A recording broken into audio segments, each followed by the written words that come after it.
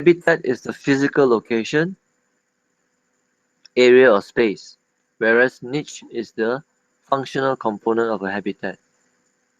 Okay. Uh, so, for example, on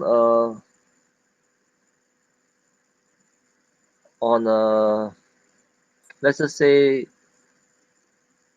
organic matter particle. Okay. So that is your habitat.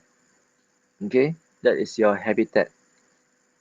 However, within that organic matter particle, assuming that uh, the organic matter particle, although it's small, but there are microhabitats because uh, maybe inside the particle itself is anaerobic. There's not enough oxygen that can reach inside of the particle, as opposed to the surface outside where there's oxygen. So although it's just one habitat, you can have several niches because the niche inside the particle itself could be supporting anaerobes, whereas the ones on the outside could be supporting aerobes and also facultative anaerobes. So you can have different niches but within the same habitat. Okay, the niche. Okay, so that's the difference between a habitat and a niche.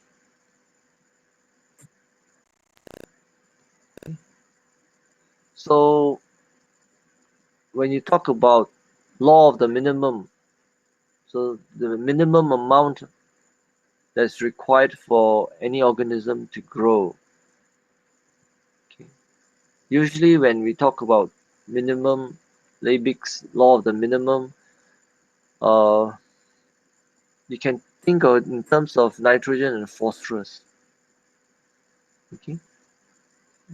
For most phytoplankton, nitrogen is taken up 16 times more than phosphorus. So between nitrogen and phosphorus, probably phosphorus will become if the, if nitrogen and phosphorus is taken up at 16 to 1, if an environment has a NP ratio of 32 to 1, then it is limited by phosphorus because there's just not enough phosphorus to support the nitrogen uptake. But if the NP ratio is 15 to 1, then it is actually limited by nitrogen because there's not enough nitrogen to support phosphorus uptake.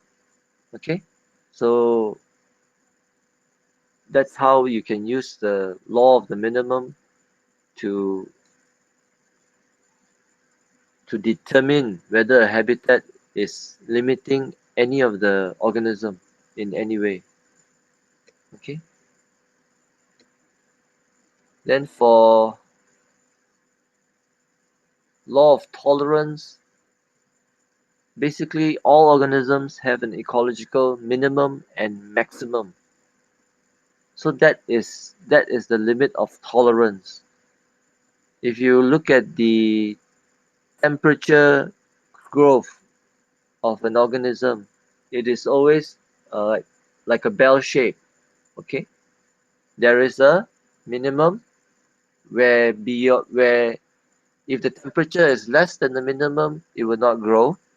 There is also a maximum where the temperature is more than the maximum, it will not grow. But if you look at the shape of the curve, you will notice that the optimum is actually nearer to the maximum. So that is the specific characteristic of a curve of a temperature curve. Okay, where you have a minimum, where you have a maximum, and where the optimum is always nearer to the maximum. But then that's also why uh, problems of global warming is worrying, because for countries like Malaysia, where we are tropical, and the temperatures here are already very near the optimum.